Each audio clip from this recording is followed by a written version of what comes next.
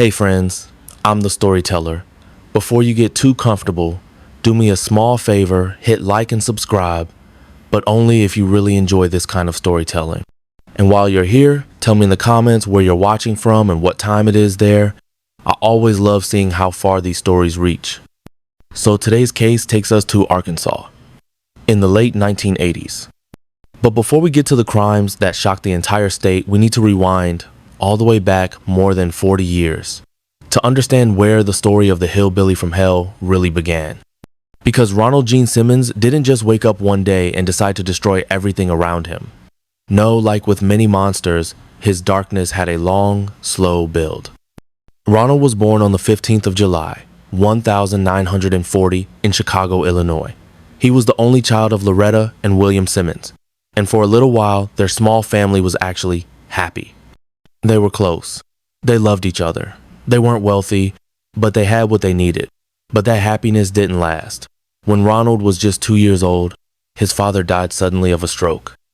It was a devastating blow, and it didn't just hit them emotionally, it hit them financially too.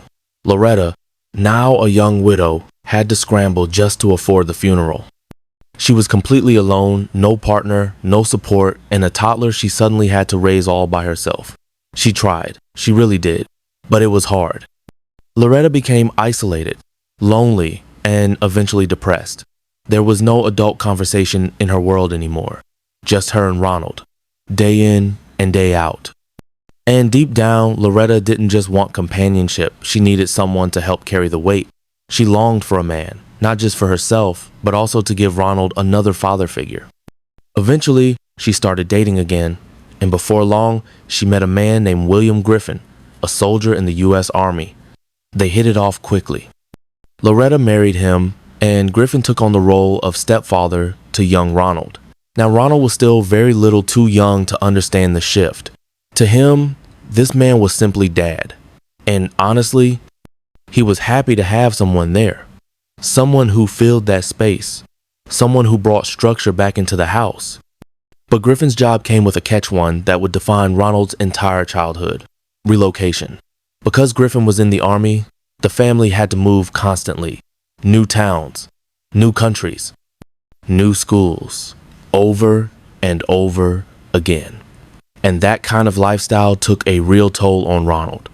He was never in one place long enough to settle in. Just when he'd start making friends, he'd have to leave them behind. Eventually, he stopped trying. He gave up on making connections because what was the point? They'd be gone soon anyway. So he became socially withdrawn. He felt like he didn't belong anywhere, like no town was home, no school was his. And that rootlessness, that chronic instability started to wear him down. He grew depressed, started acting out. Nothing major, but enough to raise eyebrows, enough to make teachers worry, enough to show that something was deeply wrong. His grades dropped.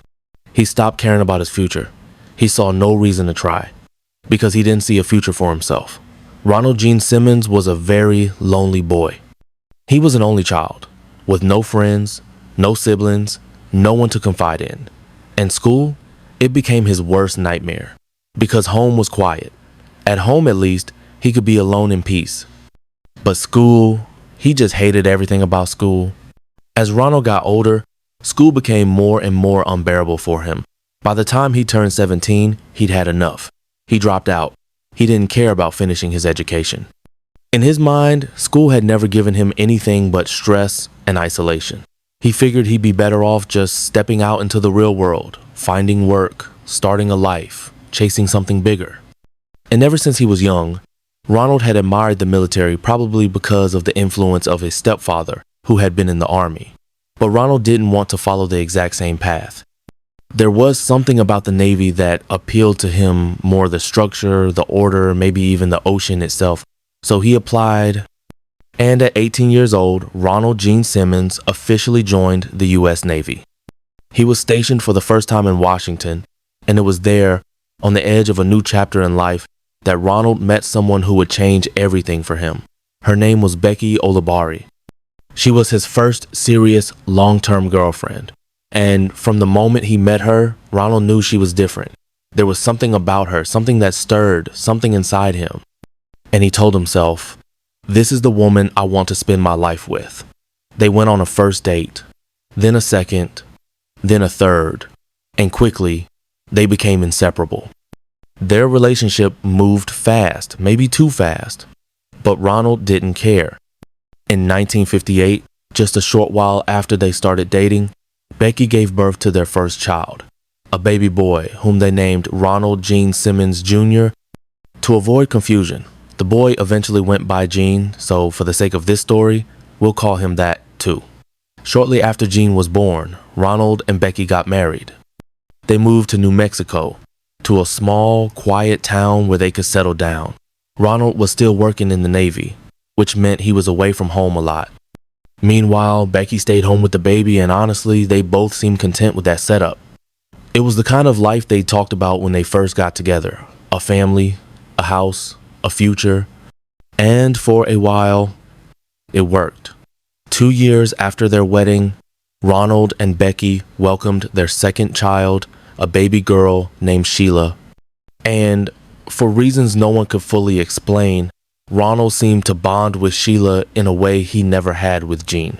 He was completely taken by her. He said it felt like their souls were somehow connected, like she was meant to be in his life, in a way that went beyond words. Her birth touched him more deeply than anything else ever had. He adored her. And the thought of going back to work, going back to the Navy, being away for months at a time, missing her first words, her first steps, it tore him apart. He couldn't do it. So Ronald made a decision. He would quit the Navy. He had about 2 years worth of savings stored away, enough to hold them over for a while. And he figured, why not just come home? Why not both of them stay at home, at least for now? He could just quit his job and go back home, and they could both be stay-at-home parents for a while. 2 years after the birth of Sheila, Ronald and Becky welcomed their third child this time, another son named William. And now, with 3 children and their savings running low, Ronald realized that he couldn't keep avoiding work.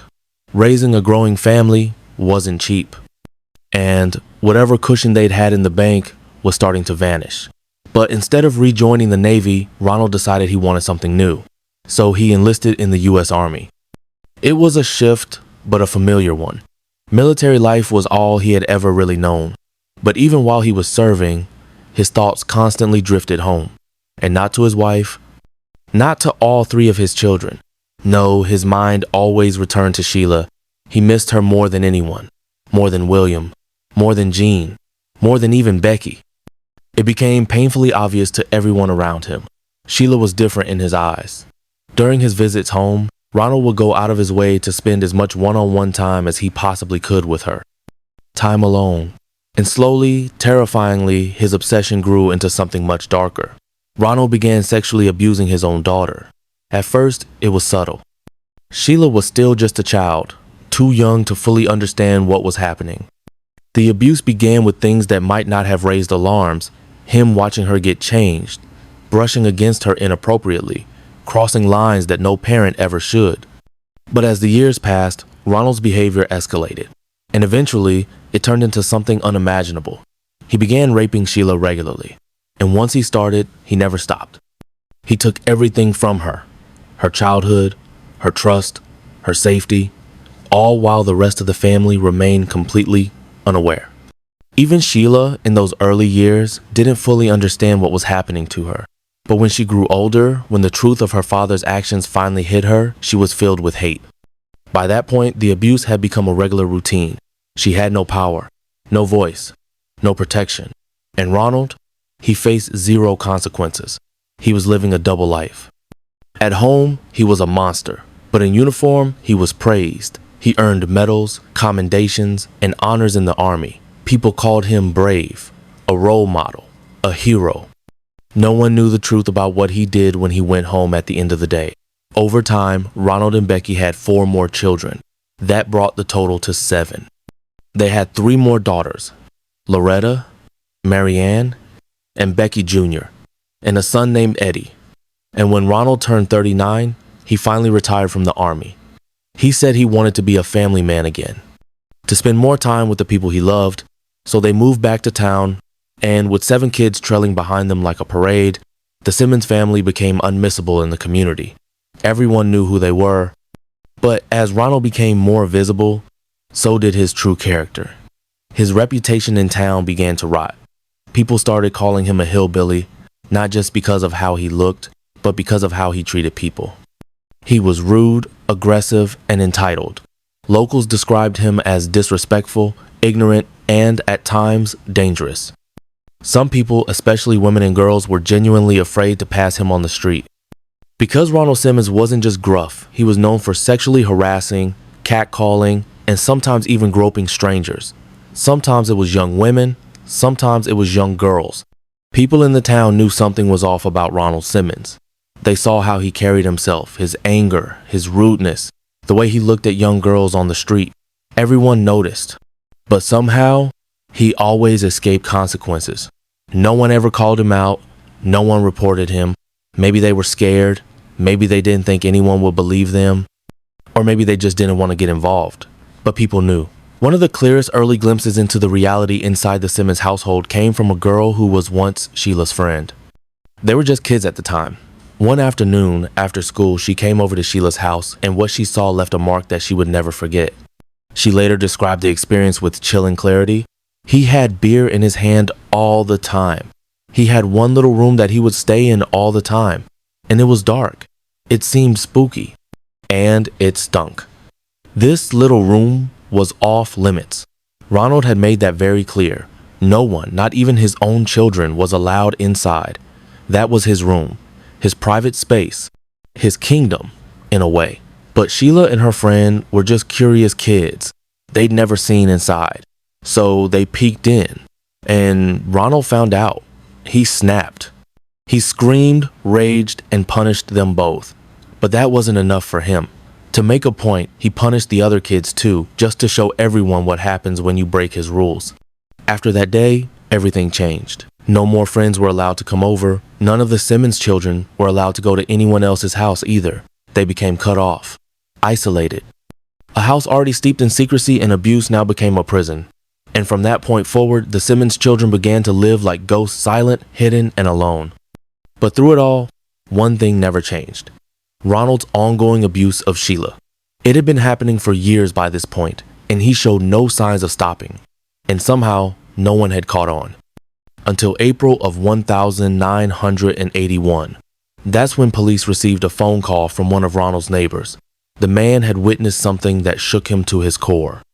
He had seen Ronald giving Sheila a goodbye kiss as she left for school that morning. But this wasn't a normal kiss. This wasn't a simple parental show of affection. It was disturbing. The kind of kiss no father should ever give his daughter. The neighbor had been sickened by what he saw. So he did what no one else had been willing to do for years. He called the police, and for the first time, an official investigation into Ronald Simmons began. But detectives knew they had to be careful. This was a sensitive case. If they handled it the wrong way, if they moved too fast, if Ronald even suspected he was being watched, he could hurt Sheila even more. Once the police received that disturbing report from the neighbor, they knew they had to move extremely carefully. They needed to begin an investigation, but they couldn't risk alerting Ronald. If he caught wind of what was happening, there was no telling what he might do. So the very first step was subtle. Behind the scenes, low profile. Detectives reached out to Sheila's school. They contacted her teachers and counselors and brought them in for a private meeting. They explained that Ronald Simmons was now the subject of a serious investigation and that a report had come in suggesting there might be ongoing sexual abuse happening at home. The teachers, shaken by the news, agreed to help however they could. So they approached Sheila gently. They pulled her aside one-on-one and placed her in a quiet room with a school counselor.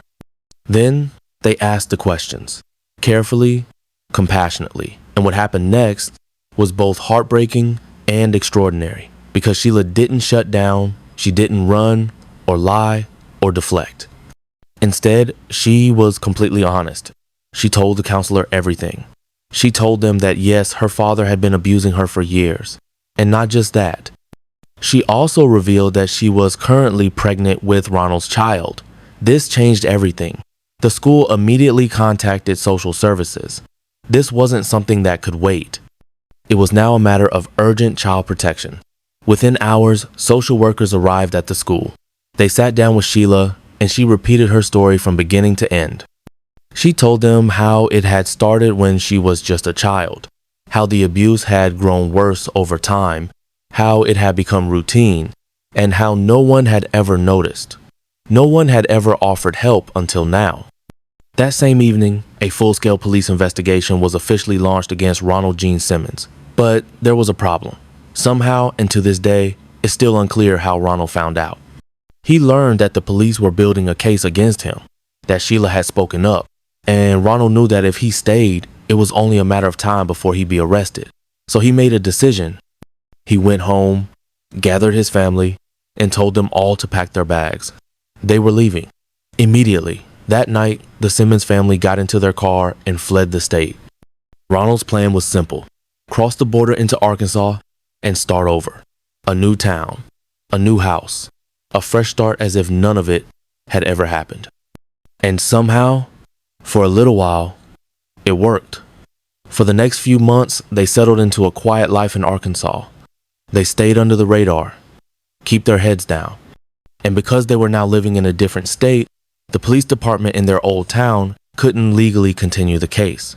There was no cooperation across state lines.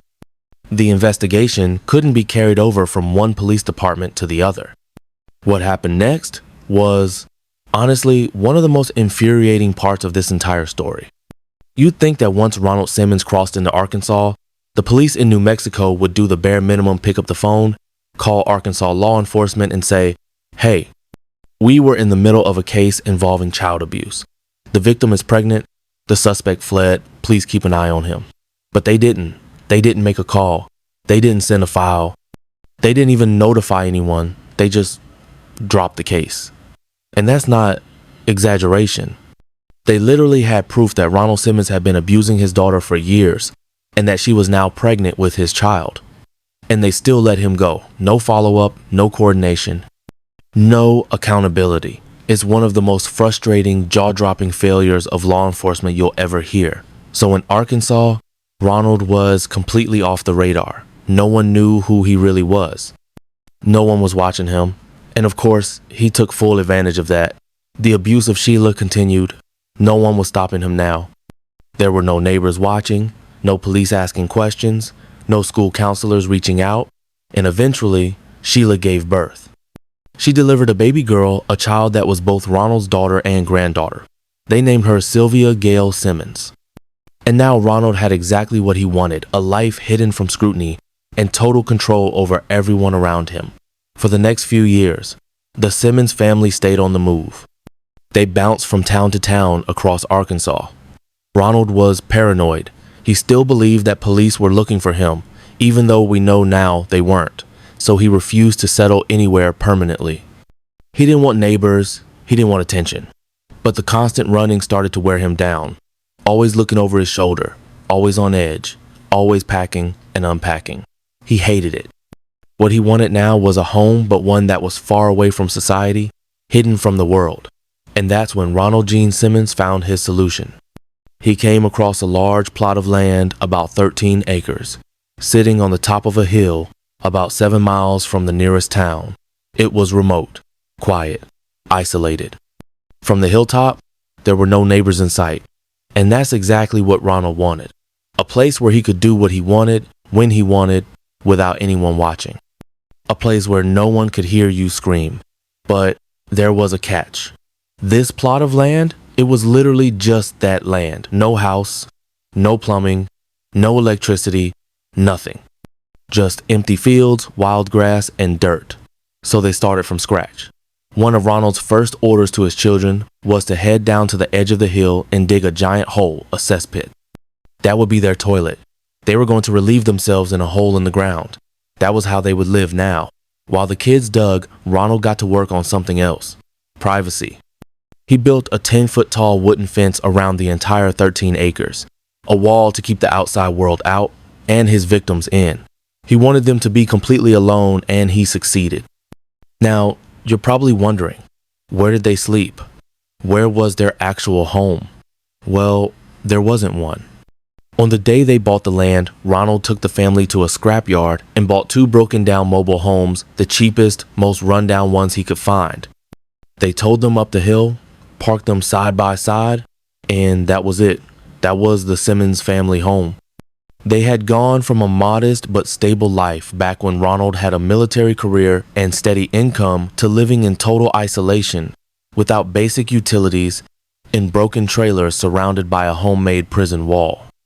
And this wasn't just about hiding. This was about control. Ronald didn't have a job anymore. No structure, no rank, no uniform.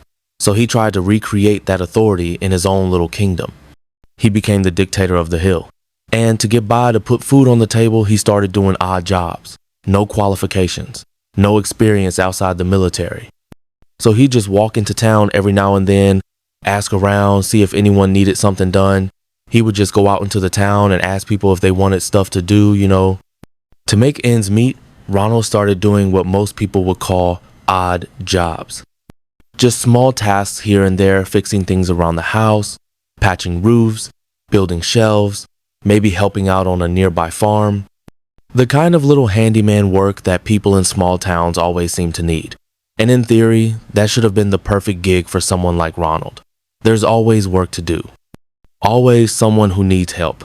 But for Ronald Simmons, even that didn't last. Because people started to avoid him.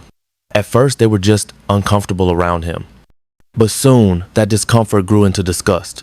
His reputation followed him wherever he went. He was rude. He was ignorant. He made people feel uneasy. And worst of all, he stank. Like, truly, people remembered the smell. Because this man was living on a hilltop in broken down trailers with no plumbing, no running water, no shower. He used a hole in the ground as a toilet and didn't clean himself afterward. So when he showed up at someone's front door, unwashed, gruff, muttering, asking if they had work for him, people would shut that door real quick. No one wanted Ronald Simmons in their house. So they found other handymen, anyone but him. And just like that, the little bit of income the Simmons family had was gone. They were now fully dependent on whatever scraps they could find. And as the pressure built, Ronald began to unravel even more. This is when things took another terrifying turn because Ronald started abusing Becky. From what's been gathered over the years, it doesn't seem like he had ever physically hurt her before. Emotionally, perhaps, but never violently. That had always been reserved for Sheila. But now, that line had vanished. Ronald flipped. Something inside him snapped, and the abuse became physical. Then one day, it became too much.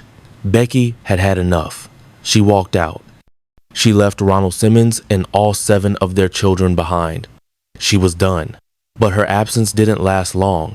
Just a few days later, she came back. And to this day, no one really knows why. Was it fear? Was it manipulation? Did Ronald beg her to return? Maybe. But most people believe it was something else. The children. Because Becky knew Ronald. She knew what kind of man he was. What he was capable of. And if she wasn't there, who would protect the kids? So she went back.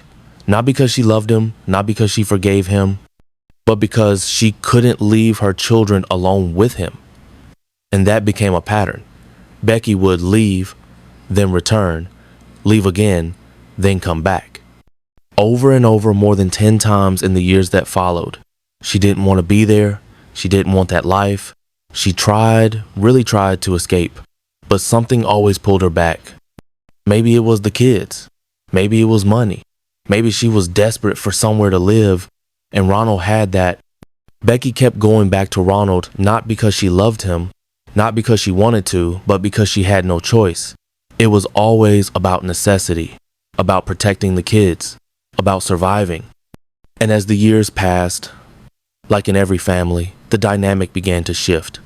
The children were growing up. They were finding their own paths, getting married, having kids of their own, moving on. And that included Sheila, which, as you can probably imagine, was something Ronald Simmons couldn't stand, because in his twisted, possessive mind, he didn't see Sheila as a daughter. He saw her as his in the most disturbing way possible. From the moment she was born, he treated her like a jealous, controlling boyfriend. And now, here she was falling in love with another man, starting her own family, living a life beyond him. Sheila married a man named Dennis McNulty, and together they had a son, Michael. And Dennis was good for her. He was kind, gentle, patient, the exact opposite of the man who had haunted her childhood. We don't know if Dennis ever knew the full truth. Maybe Sheila told him, maybe she didn't. But what we do know is that he accepted her. He even accepted Sylvia Sheila's daughter and raised her as if she were his own. And again, we don't know if he ever found out that Sylvia's real father was Ronald Simmons. But regardless, for a while, Sheila had something that looked like peace. She had her own little family, a husband, a son, a daughter, and for the first time in her life, she was on the brink of freedom. She was planning to move out for good, and Ronald could see it coming. He could feel her slipping away, and the thought of losing her, of watching her walk out of his life forever, made Ronald spiral even further. At this point, Ronald Simmons was a man standing in the middle of a collapsing world. He was living in poverty, cut off from society. He couldn't hold a job. His wife kept leaving. His children were growing up and walking away. He was alone and he knew it. And just when he thought things couldn't get any worse, they did. One of the women he'd done handyman work for filed a police report against him. She claimed that Ronald had sexually assaulted her while working in her home. Now the police were looking into him again. There's no evidence that this led to criminal charges, but it did lead to consequences. Ronald had held a license that allowed him to do certain handyman jobs, and now that license was revoked, which meant he could no longer work anywhere. Before, it had been hard for Ronald to find jobs, but now it was impossible. He had no money, no reputation, no future. Every door in his life was slamming shut, and he felt like the walls were closing in. In his mind, there was no point in living anymore. He had no control, no power, no purpose. And in that hopeless, toxic silence, Ronald Simmons began to craft a plan. A dark, twisted plan. A plan to get revenge on everyone who had ever made him feel small, or powerless, or alone. Starting with his own family. Ronald Gene Simmons had made up his mind. He wanted to wipe out every single member of his family. No one was to be spared, not even his grandchildren. He didn't care how young they were. In his mind, he had decided that the best outcome was complete erasure. No survivors, no legacy, nothing left behind. And with Christmas just around the corner, only about a week away, he thought, perfect. He wouldn't even have to invent some elaborate excuse to get everyone together. The entire family would be coming over anyway to celebrate the holidays, and that would give him the perfect opportunity to carry out his plan. So he began preparing. The very next morning, after the children had left for school, Ronald drove into town and went gun shopping. He bought himself a handgun, along with a disturbing amount of ammunition. When he got home, he laid everything out carefully, studying the weapon and running his fingers over the bullets. He was excited, disturbingly excited. Just the mere sight of the gun seemed to fill him with anticipation. In fact, he was so eager that he started to reconsider his original plan to wait until Christmas. Now that he had the weapon in his hands, he didn't want to wait. He wanted to start now. The job ahead of him was going to be enormous. He had 7 children. Most of them had partners and children of their own. There were a lot of people to kill, and Ronald figured, why not get a head start? He decided to begin with his eldest son, Gene Simmons Jr., who was now 29 years old, married with a young daughter. The next morning, Ronald called Gene and invited him over to the house. There was no suspicion from Jenna. Why would there be?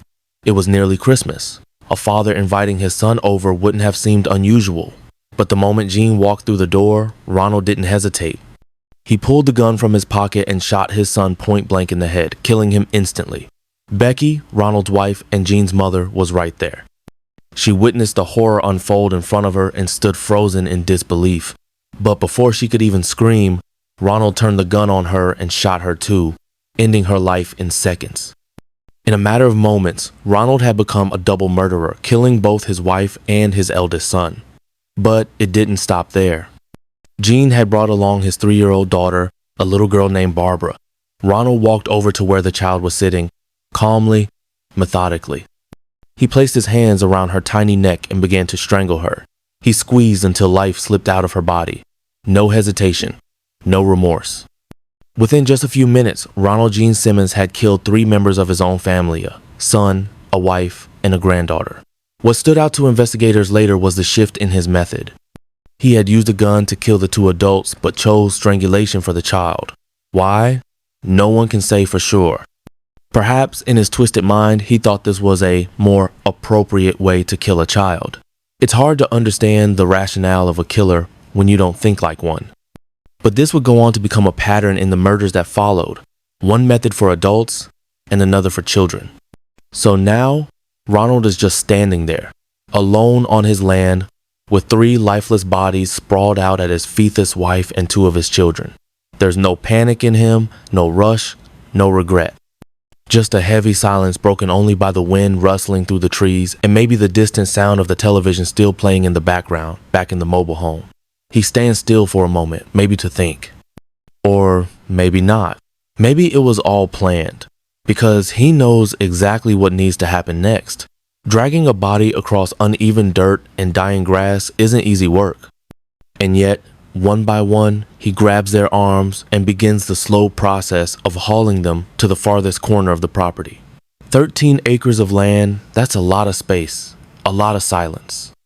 It's the kind of silence that lets thoughts echo too loud in your head, but Ronald doesn't seem to mind. His face is still focused, detached. At the edge of the land is a cesspite old open hole in the ground filled with human waste. Years ago, when they first moved there, it was the children who had helped dig it. It was meant to be practical, just a place for waste, far from the house. But now, it's more than that. It's become something darker, more permanent. And Gene, his son, had helped dig that pie, unknowingly digging his own grave in the process. There's something sickening about that, something deeply tragic, but Ronald doesn't pause. He takes the first body and throws it in. The second follows, then the third. No ceremony, no burial, just a splash of flesh hitting filth. When it's done, he turns around and walks back up the slope, back toward the mobile homes. No one saw him, no one heard anything, and once inside, he just sits down, picks up the remote, turns the television back on, as if nothing happened. Maybe he's catching his breath. Maybe he's pretending the world didn't just change. Or maybe he's just waiting, because he knows this isn't over. The clock is ticking. His younger children will be home from school soon. The school bus is probably already on its way, the kids chatting about their plans for the holiday.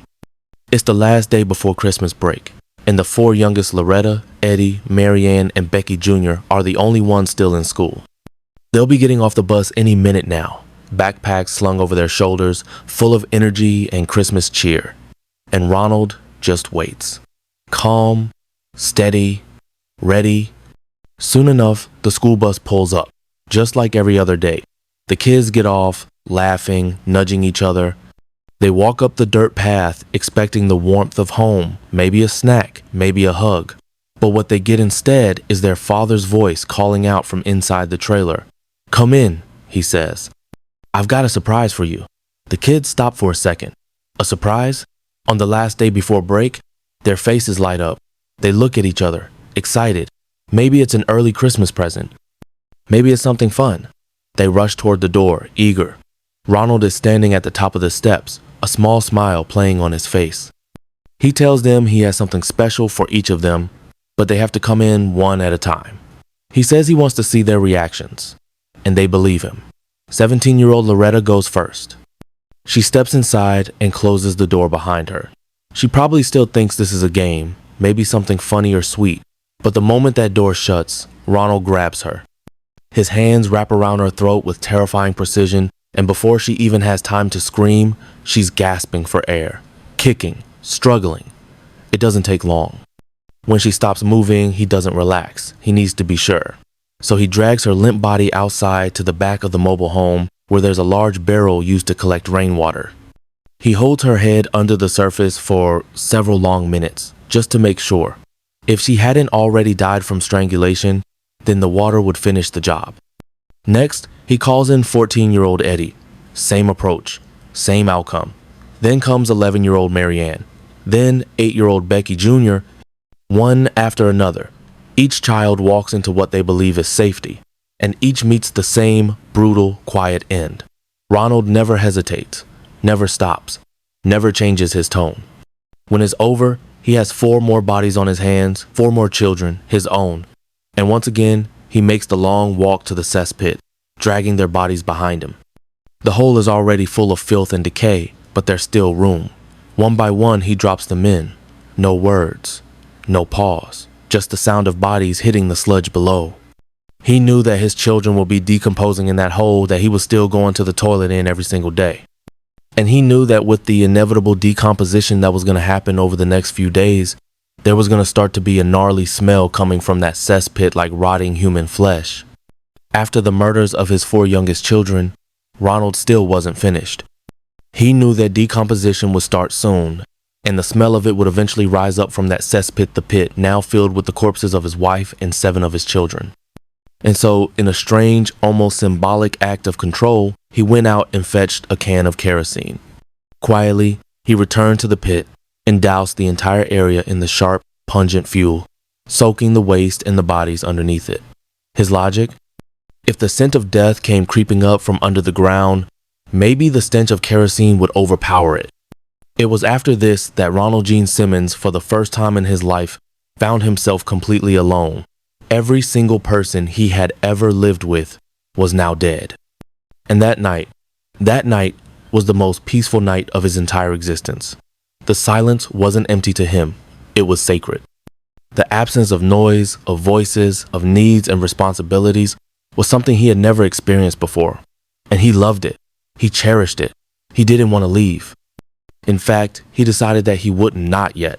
His original plan had been to carry out the rest of the murders immediately, but now that he had this rare and perfect silence, he didn't want to break it. So he stayed. He stayed in that mobile home for days, completely alone. On Christmas Day, while the rest of the world exchanged gifts, laughed, gathered around food and light, Ronald sat alone in that trailer. No decorations, no warmth, no joy. Just him and the ghost of what he'd done. He didn't do much, just drank, slept, and drank some more. He spent the entire day in a haze blackout, drunk, numb, drifting in and out of consciousness. Not thinking about what he'd done, or maybe thinking about nothing else. And then, on Boxing Day, the 26th of December, something in him shifted. The silence, now several days old, had lost its novelty. The peace had settled in, and he'd gotten what he needed from it. So he decided it was time to pick up where he left off, time to finish what he started. That day, more family members were expected to visit. They thought they were coming over for a casual post-Christmas get-together. They had no idea that most of the family had already been dead for days. The first to arrive was his 22-year-old son, William, along with William's wife and their infant son, Trey. They drove up just like normal, completely unaware. Ronald was already outside, waiting for them. And this time, he didn't hesitate. As soon as they stepped onto the property, before they even realized what was happening, Ronald lifted his gun and shot William. Then, without skipping a beat, he turned the weapon on William's wife and shot her too. It was quick, cold, mechanical. There was no conversation, no confrontation. Just 2 more lives gone before they could even react. But then came Trey, their baby, just 1.5 years old. Ronald looked at him and saw something unfinished, something unresolved. And he knew what he had to do. He picked up the child, carried him back into the mobile home, and walked him straight to the rain barrel, out back the same barrel where he drowned his daughter Loretta just days earlier. There, with horrifying calm, he strangled the boy. And just to be sure, just like before, he submerged the child's tiny body in the barrel, holding him under the water for a while, making sure he wouldn't survive. Because, like always, Ronald wasn't taking any chances. He wasn't going to leave behind a single survivor. So that was 3 more victims added to Ronald Gene Simmons' rapidly growing death toll. 10 people now, all killed within just a few days, and he wasn't slowing down. There was no hesitation, no remorse. Just cold, deliberate action. After murdering William, his wife, and their baby son Trey, Ronald wasted no time. He quickly dragged all 3 bodies down to the same cesspit where the others were already decomposing. It was no longer a burial ground, it was a mass grave of his own making. And he did it fast, almost frantic, because he knew someone very important was about to arrive. Sheila, his favorite, his daughter, and also the mother of one of his children. It's strange, Ronald had been so excited to see her again. He'd been thinking about her. He'd been waiting for this visit. And yet, When the moment finally came, he didn't hesitate. He didn't greet her at the door. He didn't share any words. There was no embrace, no chilling attempt at reconnection. As soon as Sheila and her husband Dennis stepped inside the mobile home, Ronald turned to face them with his gun already raised. And without a second thought, he pulled the trigger. One shot for Sheila, one for Dennis. Both of them fell where they stood. Then he turned his attention to the children. There were two of them, Sylvia Gale and little Michael. Sylvia was 6 years old now. And Michael, he wasn't even 2. Ronald started with Sylvia. She was his granddaughter, but she was also his daughter. The lines were so blurred now that even he probably couldn't separate them anymore. He grabbed her by the neck and squeezed. Her small frame offered no resistance, and when her body went limp, he didn't cry. He didn't tremble. He simply carried her outside to the rain barrel, the same one that had already claimed the lives of his other children. He placed her body in the water, leaving her there, just floating, as if she were nothing more than a doll left behind in a bathtub. Then he returned for Michael. Again, he used the exact same method. He wrapped his hands around the baby's neck and squeezed until his cries fell silent. And once he was sure Michael was gone, he carried the tiny body outside and submerged it in the same rain barrel. He held him under the water until both he and his older sister were still, until they were definitely dead. And just like that, Ronald Gene Simmons had done it. He had murdered every single member of his family, 14 people in total. Now, it was time to clean up. He started with the 2 children. Sylvia and Michael had both been submerged in water, and their little bodies were soaked. He didn't want them dripping through the house, so he went and found a couple of large plastic sheets. Methodically, he wrapped each child in one tight and sealed. Then, carrying them in his arms, he walked out past the mobile home and down a dirt road that hadn't been used in years. At the end of that track sat 2 abandoned cars. They'd been sitting there for so long, rusting and forgotten, that nobody even remembered they existed anymore. But Ronald did. He had passed them many times, and now he saw a use for them. Perfect, he must have thought. He opened the trunk of the first car, laid Sylvia's wrapped body inside, and shut it. Then he did the same for Michael, placing him in the second car. No words, no markers, just steel coffins in the woods, left to be forgotten. Then he made the slow walk back up to the mobile home. Now it was time to take care of the adults, Sheila and Dennis. He started with Dennis. There was no ceremony here, no plan. Ronald just grabbed Dennis's coat, the one he'd worn in when he was shot, and threw it over his body. That was his new method. No, if he couldn't be bothered to drag the bodies all the way down to the cesspit, then fine. He'd just cover them up so he didn't have to look at them. His cleanup was getting lazier, less urgent, less meticulous. Maybe he was tired, maybe he just didn't care anymore. But for Sheila, he made an exception. Sheila had always been different to him. She was his daughter, yes. But also more than that, she was special. She was the one he was most obsessed with. And so for Sheila, he decided to do something different, something he thought was respectful. He walked into the kitchen and opened the cupboard at the back, the one where they used to keep all the nice tablecloths his wife had once cherished. He reached in, pulled out one of the prettiest ones, and walked back to where Sheila's body lay. Then he gently draped the tablecloth over her.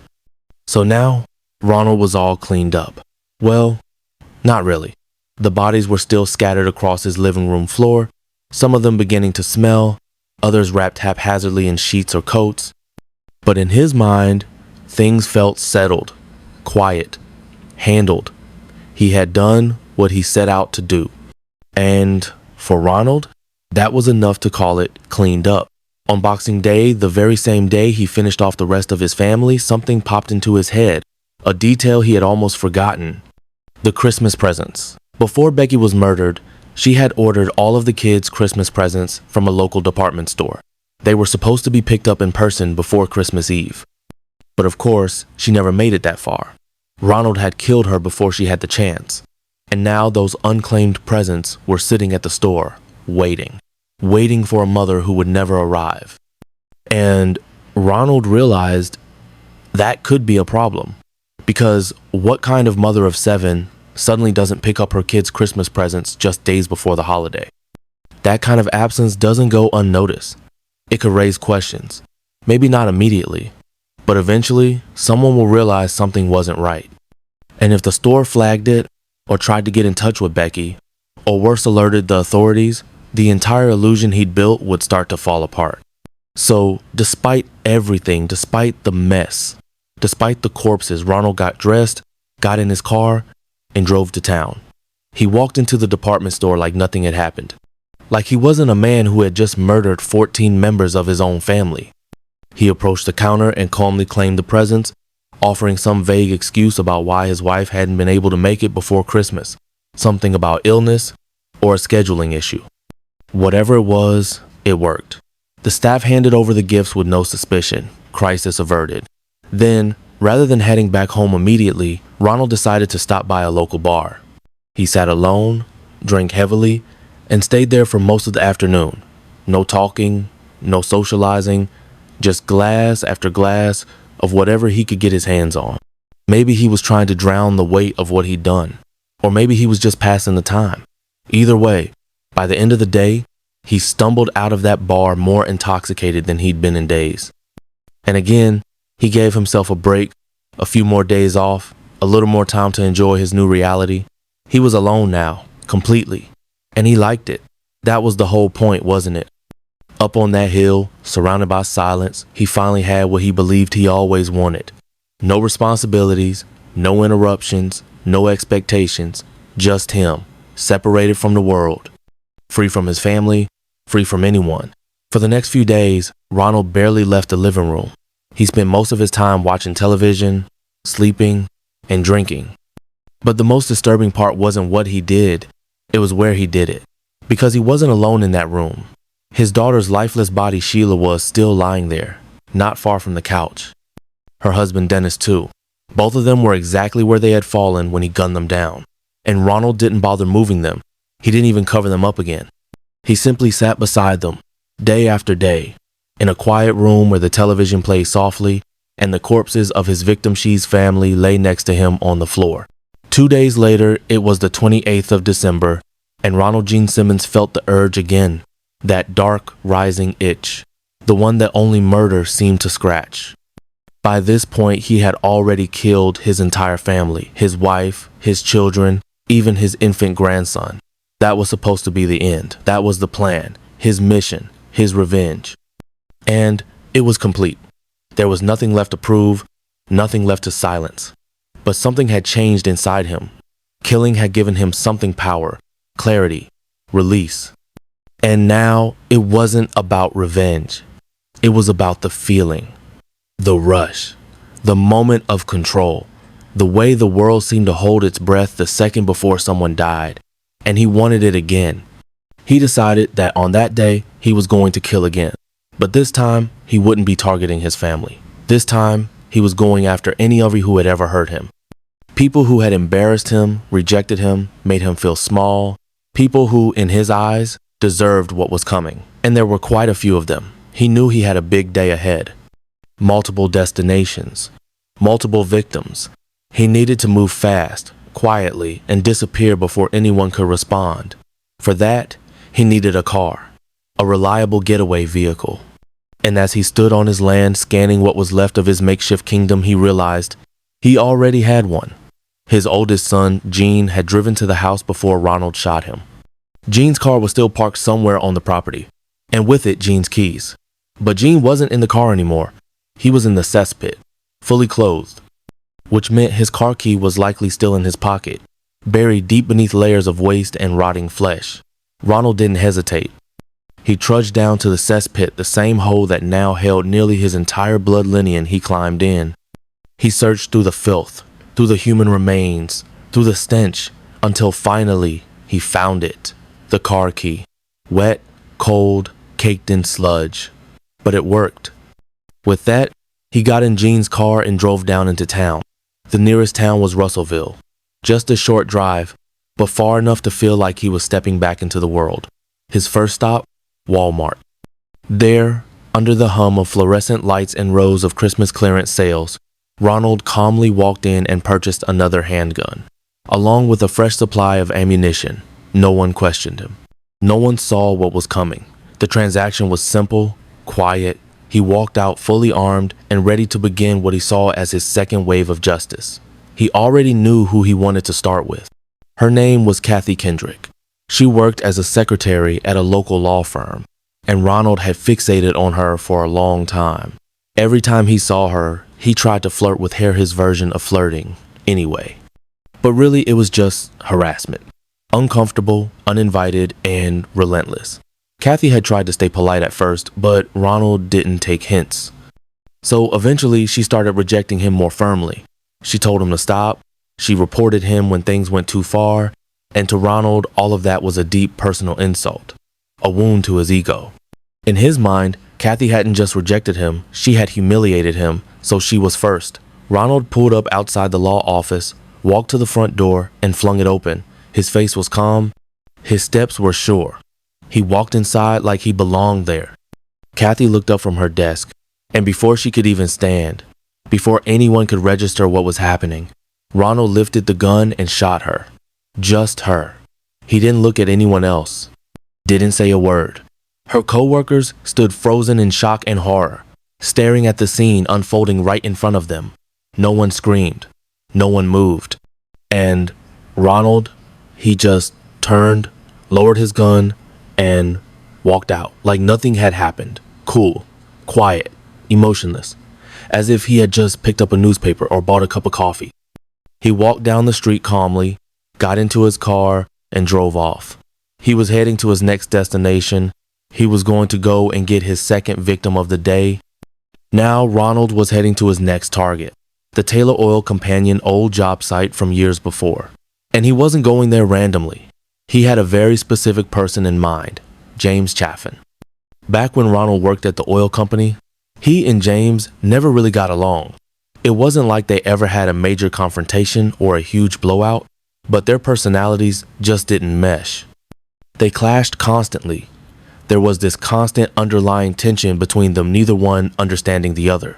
It was quiet hostility, the kind that simmers over time and never really gets resolved. So Ronald decided that James would be his next victim. He drove straight to the building, parked outside, and walked in with his gun in hand. As he entered the front door, almost like it was scripted, James Chaffin just so happened to be stepping out of his boss's office. Ronald didn't say a word. He just lifted his gun and opened fire.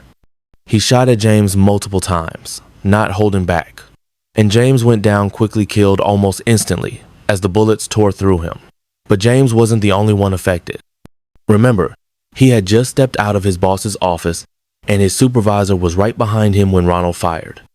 One of the bullets flew past and grazed the man, just barely missed hitting him directly, but still managed to cut into his skin with the force and heat of the shot. It was a near miss, but it left a visible injury. Ronald didn't hang around to admire his work. As soon as the shots were fired, he turned and ran back out to the car. Time for location number 3. This time, it was a supermarket. Another place he used to work. But this stop was different. At the other places, Ronald had clear targets, people he knew. People who had, in his mind, wronged him. But this supermarket attack, it wasn't targeted, it wasn't calculated. When Ronald walked into the store, he didn't head toward any particular employee or ex-coworker. He just opened fire. Random, wild, uncontrolled. He shot into the crowd without discrimination, aiming at anyone who happened to be nearby. And this, to me, says something very specific. This wasn't about personal revenge anymore. This was about chaos. About control. It seems like Ronald's anger at the supermarket had more to do with the customers than the staff. Maybe it was how they treated him while he worked there. Maybe it was just the general public he resented. 2 customers were hit that day, 2 innocent people caught in the crossfire of a man on a mission of destruction. But, incredibly, both of them survived their injuries. So, for once, Ronald didn't add to his body count, at least not numerically. And then, it was time for stop number 4. Another former workplace.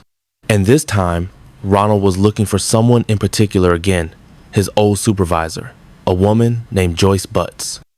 He walked straight through the front doors of the building with no hesitation. And there she was, Joyce, right in front of him. He raised the gun and opened fire. Multiple shots. No warning. No time for her to escape. Joyce was high-Tony bullet struck her in the head, another in the chest. She collapsed instantly. Blood pooled beneath her, and it looked like the end. No one thought she could possibly survive that, and Ronald thought the same thing. He watched her fall and assumed that was it, she was gone. And it was in that moment, right after shooting Joyce Butts and assuming she was dead, that Ronald Gene Simmons decided he was done, he was finished. Well, he was done killing people. But he wasn't quite done causing fear. He looked around the office, saw a young woman named Vicky Jackson of Joyce's colleagues, and grabbed her. She was terrified. She was young, frozen in fear, and Ronald pressed his gun to her head.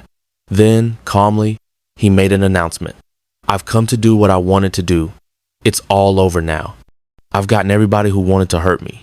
Then he looked at Vicky, the woman he was still holding at gunpoint, and asked her to walk with him to the back office. He said he wanted her to call the police. He wanted to turn himself in. He was done now. Really done. So she did what she was told. She walked to the back office with Ronald following closely behind, the gun still in his hand. She picked up the phone, dialed the police, and reported what had happened. And then they sat, just the two of them, in silence. In that small back office, a terrified young woman and a mass murderer sat side by side and just waited for the police. I can't imagine how weird that situation must have been. He did actually try to make conversation with her, which is honestly one of the most disturbing things about this whole situation, because the conversation wasn't casual. It wasn't small talk. Ronald Gene Simmons was sitting next to Vicky Jackson, holding her hostage in that office and calmly chatting about the murders he just committed. He started telling her what he had done, in detail. He explained that he had a hit list, a literal list in his mind of people he believed had wronged him throughout his life. And he told her that everyone he had shot, everyone he had gone after that day, they were all on that list. In his mind, they had hurt him, and he wanted revenge. And the way he spoke about it, that's what really chilled Vicky, because he said it like it made perfect sense, like it justified everything. He told her she didn't need to be afraid of him, that she wasn't on the list. That's why he hadn't hurt her. That's why he wasn't going to hurt her. I'm done now, he told her. I've gotten everyone I needed to get. I'm not going to kill anyone else. And from the way he talked, how calm, how methodical he sounded, Vicky got the impression that this whole thing hadn't been impulsive. This wasn't a man who snapped on a whim. This was something Ronald had been planning for a while.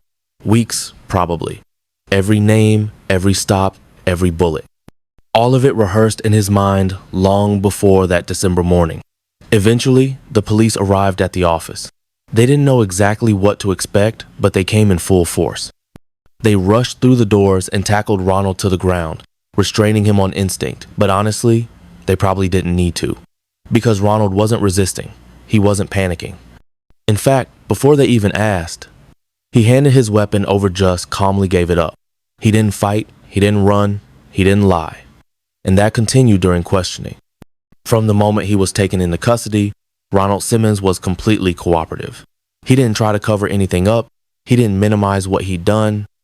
In fact, he told the police more than they even knew to ask. As far as they were concerned, they were dealing with a mass shooting, a spree killer who had taken 2 lives that day and injured several others. That was already horrific enough. But then Ronald started talking, and he told them without being prompted that the killings hadn't started that day, that he had murdered 14 people in the days leading up to it. His wife, his children, his grandchildren, every single member of his family. And he didn't just say it in passing, he explained it. Described how he strangled the children, how he drowned them, how he dropped their bodies into a cesspit behind the houses, cesspit that he still used as his bathroom. The officers in that room sat in stunned silence as he calmly, clinically described one of the worst family massacres in American history. 16 people, 14 from before, 2 from that day. Everyone else he shot had survived. 16 murder victims in total. But the most disturbing thing, the thing that really stayed with the officers, wasn't what Ronald was saying. It was how he was saying it. There was no emotion in his voice, no trembling, no sense of guilt or regret. He talked about murdering his own children the way someone might talk about repairing a fence or buying groceries, strangling infants, drowning babies, dumping bodies into human waste, and then going back into the house and watching television like it was just another Tuesday. He was so calm, so collected, so blank. It was so unnerving that the police actually started wondering if something was wrong with him mentally. Like maybe there was some kind of disorder or cognitive impairment that made him unable to fully understand what he'd done. Because how else could you explain that level of calm? Surely, if he truly understood the weight of what he had done, he wouldn't be acting like this. You know? After that chilling confession, police didn't waste any time. They drove Ronald Gene Simmons straight to the nearest hospital for a psychiatric evaluation. They couldn't afford to wait for a professional to show up at the station. They needed answers immediately. Something about the way he spoke so calm, so empty, didn't sit right with anyone. Was he insane? Was he delusional? Was something neurologically wrong? At the hospital, he was assessed by not just one or two, but 4 or 5 different psychiatrists. And every single one of them came back with the same conclusion. There was nothing wrong with Ronald Gene Simmons. No diagnosable mental illness, no psychosis, no break from reality. He was just a cold-blooded killer. A man who fully understood what he had done and simply didn't care. Meanwhile, police obtained a search warrant for Ronald's property. They went out to the land to that isolated mobile home in the hills, and what they found there would haunt them for years. Inside the cesspit, they recovered 12 bodies, 12 victims. Some still wearing the clothes they were murdered in, their bodies soaked, decomposing, submerged in filth. These were Ronald's family, the people who had trusted him. The children who had called him Dad. And there they were, discarded like nothing. Back inside the home, they found the bodies of Sheila and her husband, still lying right where he'd left them in the living room. The smell inside the house was unbearable, especially near the cesspit. Rot, waste, decay. It clung to every surface. The air itself felt thick with it. But even with all those bodies recovered, police still weren't done. Because Ronald hadn't buried all of his victims on the property. Remember Sylvia and Michael? The 2 children he wrapped in plastic and stuffed into the trunks of those abandoned cars down the road? It took investigators a few more days, but they eventually found them too. Their small bodies, left in silence, sealed inside rusted steel. All of the family's remains were sent off for autopsies. And what the coroners found added yet another layer of horror to the case. It turned out that Ronald Simmons wasn't particularly skilled with a firearm. Far from it. Several of his victims had been shot 5, 6, even 10 times. Some had wounds all over their body's arms, legs, chest, face. It wasn't quick. It wasn't clean. It took him multiple attempts to finish what he started. And so, the murders of his 14 family members and the public shooting spree he carried out on the 28th of December were treated as 2 separate cases. 2 entirely separate investigations, different jurisdictions, different detectives, different court proceedings, 2 different nightmares. And when it came time for trial, something strange became clear. Ronald Simmons wasn't trying to escape the death penalty, he was actively asking for it. He told the court plainly that he wanted to die. He even gave a statement. To those who oppose the death penalty, in my particular case, anything short of death would be a cruel and unusual punishment. It was clear that Ronald wasn't trying to fight for his life. He didn't want to sit in a cell for the next 40 years thinking about what he'd done. He didn't want to be a prisoner. He didn't want to live out his days behind bars. He would have rather died, instead of spending the rest of his life like that. The first trial that Ronald Gene Simmons faced was for the spree shooting that took place on the 28th of December.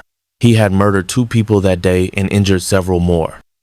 And honestly, this was the easier case to prosecute. The evidence was overwhelming. Multiple eyewitnesses, surveillance footage, his own confession. There wasn't much to debate. And just like that, Ronald got exactly what he said he wanted. He was found guilty and sentenced to death. It turned out in a strange way that getting the death penalty was actually kind of easy for him. But that wasn't all.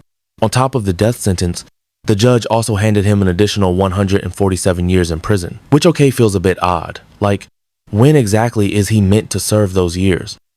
After the execution? On weekends? Who knows? Maybe it's just a formality. Maybe it's a symbolic way of saying, even if you somehow cheat death, you're still never getting out. Anyway, after that, he was transferred to a maximum security prison while the date of his execution was set roughly 9 months into the future. But Ronald still had one more trial to go. The second case, the much bigger one, was about to begin. The murder of his family. 14 people, one by one, strangled, shot, drowned. It was one of the worst familial massacres in American history, and prosecutors were going to dig deep into every corner of his life to make sure the jury knew exactly who Ronald Gene Simmons really was. And during that second trial, something happened that completely caught Ronald off guard.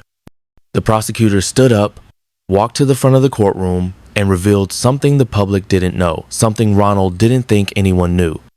He exposed the decades-long sexual abuse that Ronald had inflicted on his own daughter, Sheila. It was shocking. The room went cold, and Ronald lost it. You have to understand, Ronald had kept that part of his life buried for years. He had taken enormous care to cover it up. No one had ever come forward. No one knew that Sylvia, the little girl he'd murdered, wasn't just his granddaughter. She was his daughter too. That secret had been kept so well that not even Ronald knew how the prosecutors had found out. But they did. It was the autopsy. When they examined Sylvia's body, the forensic team ran standard DNA testing, and what they found was horrifying. The results confirmed that Ronald Simmons was both her biological grandfather and her father. It was undeniable. So when the prosecutor stood there in front of the whole courtroom and calmly explained that Ronald had been sexually abusing his daughter Sheila for years, that Sylvia was a product of that abuse, Ronald lost control. He absolutely flipped out. Ronald didn't just sit there and take it when the prosecutor revealed the truth about Sheila. He snapped. He launched himself across the defense table and lunged straight at the prosecutor. Full force. The courtroom exploded into chaos. He actually managed to land a punch right to the prosecutor's face before anyone could stop him. One clean hit. But he wasn't done. In the scuffle, Ronald spotted a security guard nearby. And that's when things got even scarier. He turned sharply and made a move for the guard, specifically for the gun in the guard's pocket. He reached out, trying to grab it, maybe planning to take hostages, maybe worse. We'll never know. Because, thankfully, he was tackled to the ground before he could get a grip on the weapon. God knows what would have happened if he'd actually managed to pull that gun out. After the chaos, officers stood him up, brushed him off, walked him calmly back over to his seat, and sat him back down. And then the trial just continued. Like nothing had just happened. As if he hadn't just punched a prosecutor in the face and tried to grab a loaded firearm. I honestly can't imagine what it must have felt like to be in that courtroom. Eventually, the jury came back with their verdict. Ronald Gene Simmons was found guilty of the murders of all 14 members of his family. And to this day, that massacre remains the worst single case of familicide in United States history. Once again, for these crimes, he was sentenced to death. Execution by lethal injection. And as the sentence was read out, Ronald smiled, because that was exactly what he wanted. On May 31, 1990, then Governor and soon-to-be President Bill Clinton signed Ronald Gene Simmons' death warrant. The date was set, the 25th of June, 1990. And on that day, Ronald was executed by lethal injection while in prison. No one came to claim his body. Not a single friend, not a single relative, no one wanted him. So the state buried him in a pauper's lot. But here's the part that gets me. They gave him a headstone.